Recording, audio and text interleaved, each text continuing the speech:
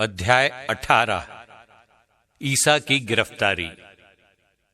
ये सब कहने के बाद ईसा अपने शिष्यों के साथ केद्रोन नाले के उस पार गए। वहां एक बारी थी। उन्होंने अपने शिष्यों के साथ उसमें प्रवेश किया।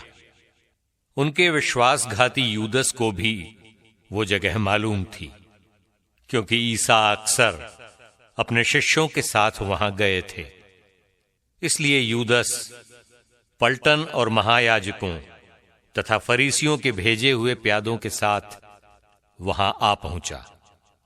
वे लोग लालटेनें, मशालें और हथियार लिए थे। ईसा ये जानकर कि मुझ पर क्या क्या बीतेगी, आगे बढ़े और उनसे बोले, किसे ढूंढते हो? उन्होंने उत्तर दिया, ईसा नाज़री को।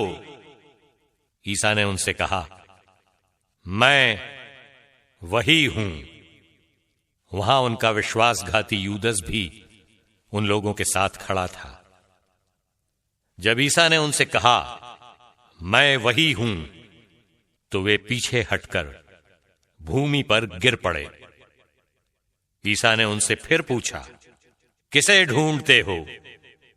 वे बोले, ईसा नाज़री को। इस पर ईसा ने कहा, मैं तुम लोगों से कह चुका हूं कि मैं वही हूं। यदि तुम मुझे ढूंढते हो तो इन्हें जाने दो। ये इसलिए हुआ कि उनका ये कथन पूरा हो जाए, तूने मुझको जिन्हें सौंपा, मैंने उनमें से एक का भी सर्वनाश नहीं होने दिया। उस समय सिमोन पेत्रुस ने अपनी तलवार खींच ली और प्रधान याजक के नौकर पर चलाकर उसका दाहिना कान उड़ा दिया। उस नौकर का नाम मलखुस था। ईसा ने पेत्रुस से कहा, तलवार म्यान में कर लो। जो प्याला पिता ने मुझे दिया है, क्या मैं उसे नहीं पीऊं? तब पलटन, कप्तान और यहूदियों के प्यादों ने ईसा को पकड़कर बांध लिया। वे उन्हें पहले अन्नस के यहां ले गए, क्योंकि वो उस वर्ष के प्रधान याजक कैफस का ससुर था। ये वही कैफस था जिसने यहूदियों को ये परामर्श दिया था, अच्छा यही है कि राष्ट्र के लिए एक ही मनुष्य मरे। पेत्रुस का अस्वीकरण। सिमोन पेत्रुस और एक दूसरा शिष्य ईसा के पीछे पीछे चले। ये शिष्य प्रधान याजक का परिचित था और ईसा के साथ प्रधान याजक के प्रांगण में गया, किंतु पेत्रुस फाटक के पास बाहर खड़ा रहा। इसलिए वो दूसरा शिष्य जो प्रधान याजक का परिचित था फिर बाहर गया और द्वारपाली से कहकर पेत्रुस को भीतर ले आया। द्वारपाली ने पेत्रुस से कहा, कहीं तुम भी तो उस मनुष्य के शिष्य नहीं हो? उसने उत्तर दिया, नहीं हूं। जाड़े के कारण नौकर और प्यादे आग सुलगाकर ताप रहे थे। पेत्रुस भी उनके साथ आग तापता रहा। ईसा प्रधान याजक के सामने। प्रधान याजक ने ईसा से उनके शिष्यों और उनकी शिक्षा के विषय में पूछा। ईसा ने उत्तर दिया, मैं संसार के सामने प्रकट रूप से बोला हूं।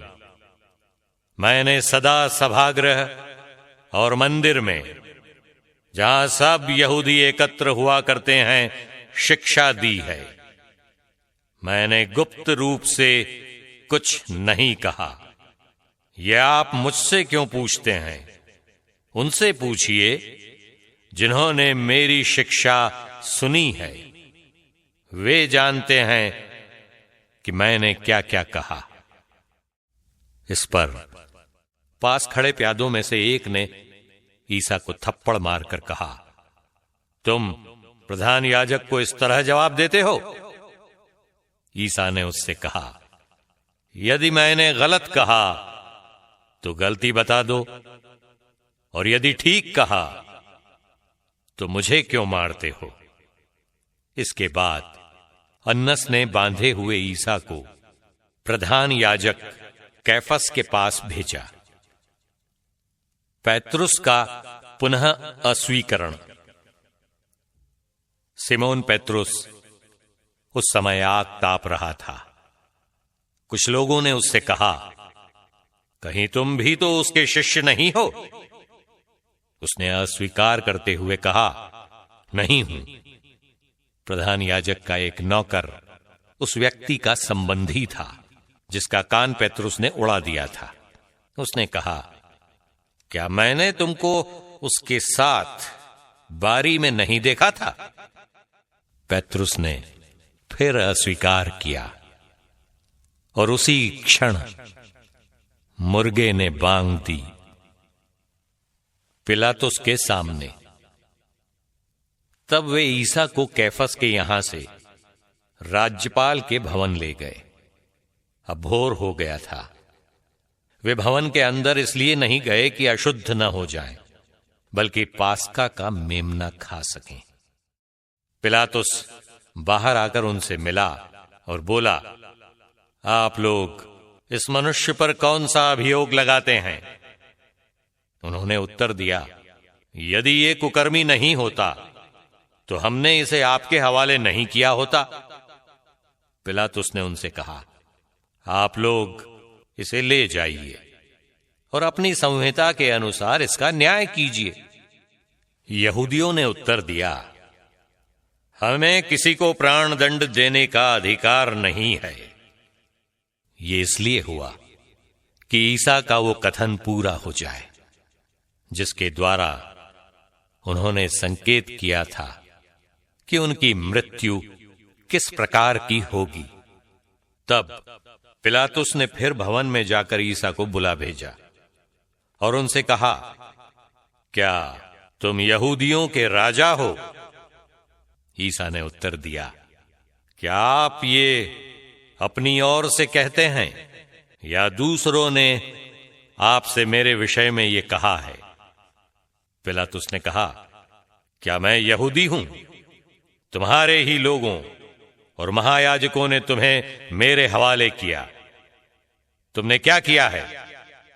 ईसा ने उत्तर दिया, मेरा राज्य इस संसार का नहीं है।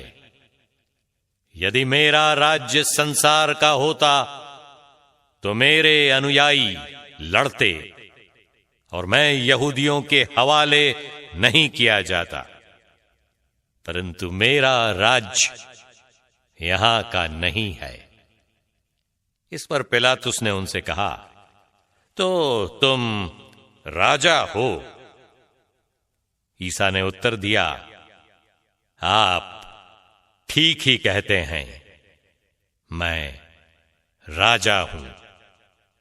मैं इसलिए जन्मा और इसलिए संसार में आया हूं कि सत्य के विषय में साक्ष्य दूं। जो सत्य के पक्ष में है वो मेरी सुनता है। पिलातुस ने उनसे कहा, सत्य क्या है?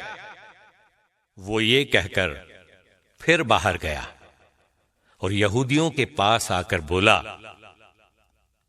मैं तो उसमें कोई दोष नहीं पाता हूं, लेकिन तुम्हारे लिए पास्का के अवसर पर एक बंदी को रिहा करने का रिवाज है।